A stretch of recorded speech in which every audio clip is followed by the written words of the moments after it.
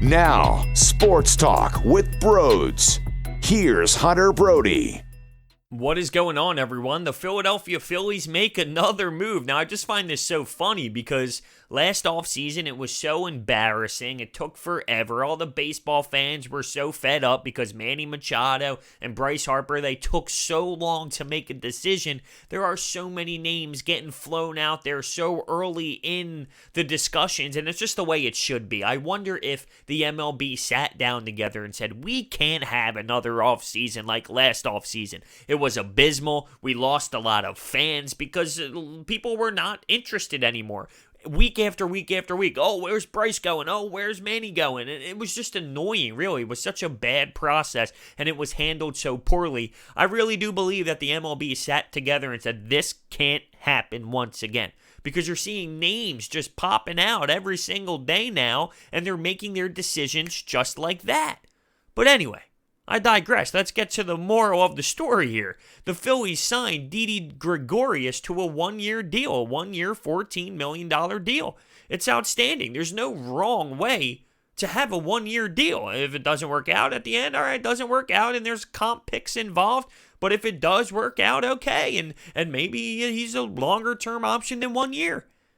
The fact that Joe Girardi is now in Philadelphia and players want to come here to play for him, that's unbelievable. You weren't getting that with Gabe Kapler. Didi Gregorius had other options on the table. He wanted to play for Joe. He's played for Joe before in the past in New York. There's something to be said about that. All right, that tells you that this guy is legit, and it's not as if we questioned that. We knew that. There's a reason why he's been in the business for as long as he did, and there's a reason why he's been a successful manager in this league. But it's crazy to think the Phillies are a destination because they have a manager that is so highly respected. Before we dive more into this, do not forget about the promo code BROADS that you can use at SeatGeek's checkout page for $20 off of your purchase. You can buy tickets to a game and get $20 off. Come on, it's a no-brainer. Use the promo code BROADS today. So, last year was a little odd for him. He ended up having the elbow surgery. He did not play many games, but he did hit .238 with 16 home runs and 61 RBI. When you look at 2016 through 2018, his average was .277. He had a .791 OPS, and he averaged 24 homers a year and averaged 81 RBI a year. He clearly has pop with that bat, but it comes down to how great he is defensively as well. He's like a legitimate shortstop. He can make plays. Now, I'm not going to go to the extreme of Nolan Arenado and what he does at third base, because sometimes Nolan Arenado makes these plays. What? I'm sorry, what? I need to watch that 6,000 times to see if that was actually real. But he can do plays like that at times as well. Maybe not to that degree. It can be a little bit of a stretch, but you understand what I'm saying. He can play defense. He can make plays. Jean Segura is not that type of defender. Same with Scott Kingery when he played shortstop. He's not that type of defender. Didi Gregorius is a legit good shortstop who can play defense. And that's important. You know, the Phillies made moves. They let go of Cesar Hernandez. They moved on from Mike Franco. There are holes in this infield, and the Phillies are attacking that. Now, there still are some questions to be answered.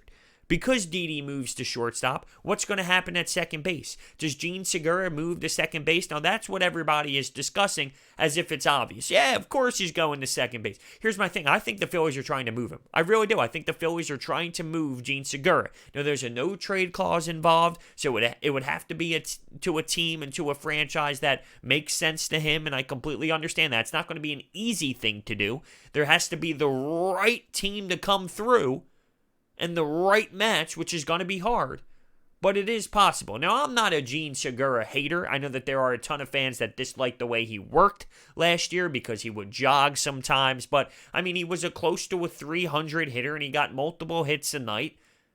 I think there's value in him staying here, but I do believe that the Phillies management is trying to find a way to get him out of here as well. So I don't know if it's as simple as, well, he's definitely going to play second base. But for the time being, I guess I will slide him there because, I can't say that it's going to happen. I can't say that he's going to get traded. But I know that the Chicago Cubs are trying to get rid of Kris Bryant. Could that be a destination? I know that there's been some sort of news splash that came out about the Boston Red Sox. Could David Price be on the move with that contract? We're looking for a starting pitcher. I know David Price is no longer in his prime, but if you want to get Jean Segura out of here, is that a possibility to take on an older David Price to help out the rotation to get rid of that contract of Jean Segura? I'm just spitballing ideas, and I'm just spitballing what has been put out there through the media and through some MLB reporters. There's still options at third base. Alec Bohm, what is he going to do? Is it possible the Phillies trade Rhys Hoskins for a starting pitcher, put Bohm at first base, and sign an Anthony Rendon? Or do they get the Kris Bryant? Does Bohm just get called up and start playing third base? Does Scott Kingery play third base? Is Scott Kingery going to play outfield? Is that Adam Hazley's spot? If the Phillies do make a move for Kris Bryant, is Hayward's terrible contract thrown in there as well? Is he playing outfield? Right? There's so many questions and so many things to figure out right now and so many options, right? So there's just so many things that can possibly happen. It's hard to speculate what this team is going to look like to start the season. I don't know if it's as simple as Jean Segura playing second, Jean Segura playing third. I smell something else happening. And when it comes to something else happening, the luxury tax plays a factor. Now, I believe John Middleton would go over the luxury tax if need be for the right guy. I thought he would have for someone like Strasburg, but Strasburg signed back with the Washington Nationals for $245 million for a 7-year deal. If they had to choose between Strasburg or Rendon, did they make the right choice? Starting pitching won the World Series last year, and there's something to be said about how important starting pitching is. So I'm not going to rip them apart for signing their guy. But it's just an interesting way to look at things. I thought Strasburg would be a name where the Phillies would go over the luxury tax for. Same with Anthony Rendon. There are a couple guys that they would. There are ways to think about this in terms of Jake Arrieta coming off of the cap next year. So if they were going over for this season, but they factor in Arrieta's contract coming off the books and what they would be like when it comes to the luxury tax after next season, there's a way to look at this properly. At the end of the day, I just know how determined John Middleton is. I don't think he's just blabbering. I firmly really do believe in what he's saying. He wants to win, and he is willing to spend money. And it's funny, I saw a couple quotes out of Scott Boras.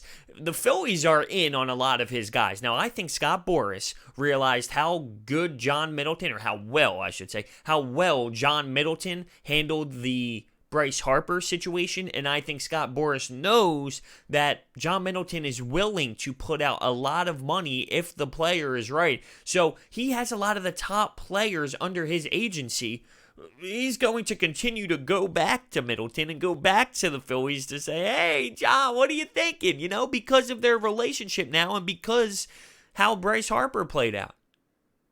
I remember when Bryce signed, there was that clip that went around NBC Sports Philadelphia where Middleton and Boras were shaking hands by the airplane and you're a tough son of a bitch, because they knew working together, it was a long process. They were feeling each other out. They were going back and forth. But at the end of the day, they came up with a great contract for both parties. And because Boras experienced that, well, he wouldn't mind going back to John Middleton because he understands the money is there and the relationship is there. So that's just something to think about moving forward when it comes to some of these top guys that are going to hit the market. There's so many big names that I'm seeing over the MLB reporters. Carlos Correa might be getting moved because of the Houston Astros financial situation. Francisco Lindor could be moved from the Indians. Now we have Didi Gregorius, so it completely changed my thought process on Francisco Lindor and how that would all work out. But there's just so many of these guys and so many of these players that potentially can be moved. It's so wild to think of the possibilities and what can actually happen with the Phillies eventually. I mean, it's to the point now where the Phillies are somewhat of a destination. They are building, they are starting this process. They have a legit manager. Their owner is involved in winning a championship. They're willing to spend money.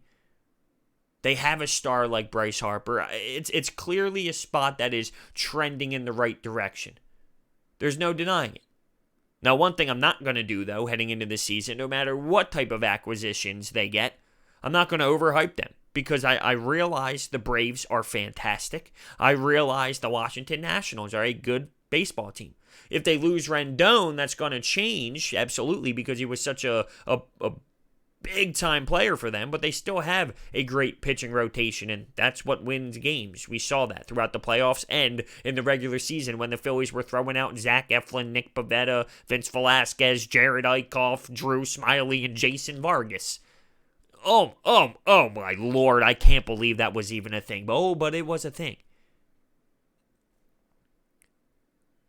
Here's my point on that is, I know that this team is being built properly when it comes to getting a good manager, getting a respected manager, being able to spend money and willing to spend money.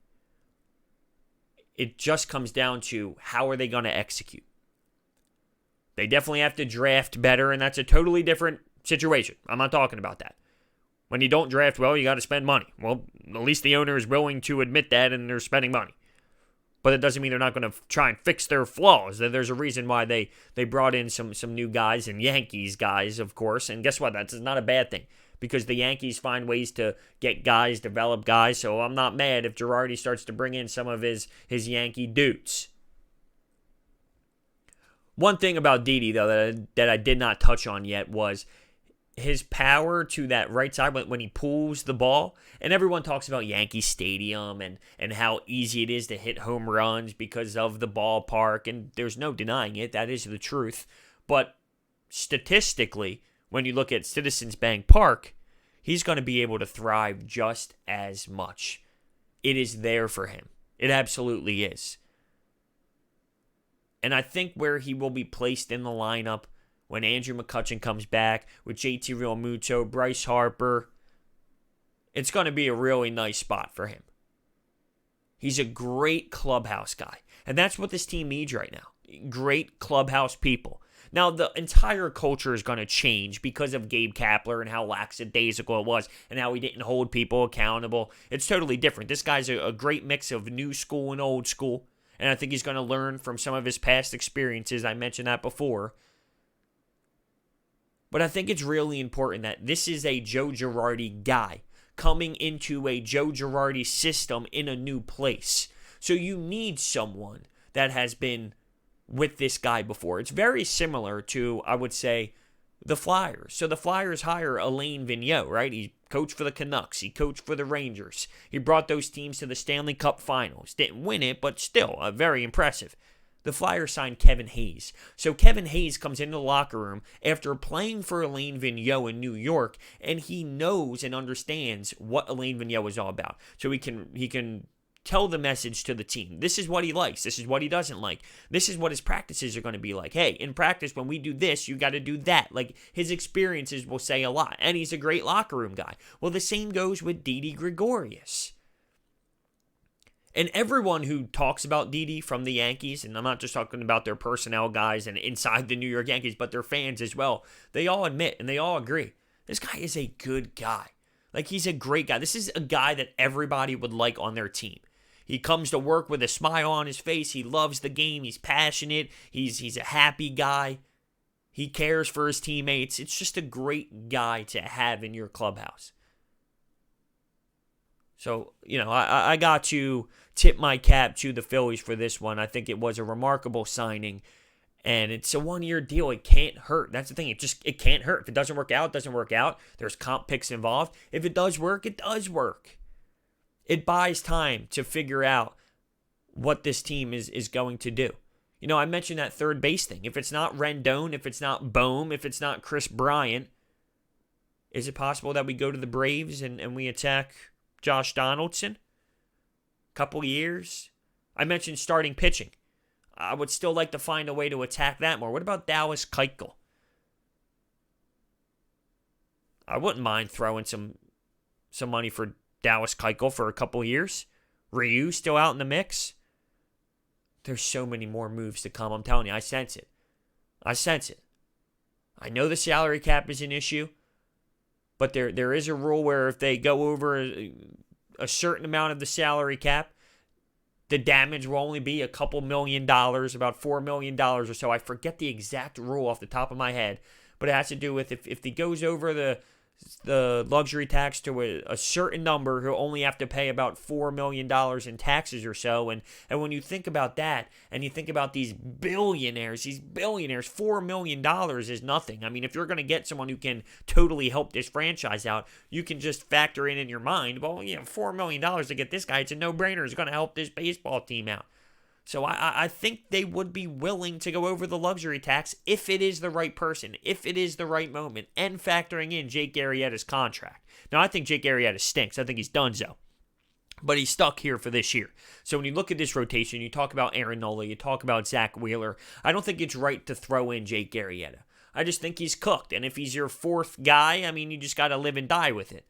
But, with Zach Wheeler, Aaron Nola, we need a third, so that fourth of Arrieta and that fifth of Eflin is a little bit more serviceable. Now, one thing I remember when Joe Girardi got signed and was hired, I guess is the right way to put it, he was talking about the potential of these players and how there's so much potential in these guys, and it's all about getting the most out of them, whether it's Rhys Hoskins or some of the other guys. Nick Pivetta was brought up. So I just feel as if Nick Pivetta is going to be involved. I just do. Because Joe Girardi specifically brought his name up. Now, there's no denying that we all agree that there is stuff for Nick Pivetta in his repertoire. Like, he has the stuff. He just can't do it. Like, he just can't pitch. He can't make it work. But he has the stuff.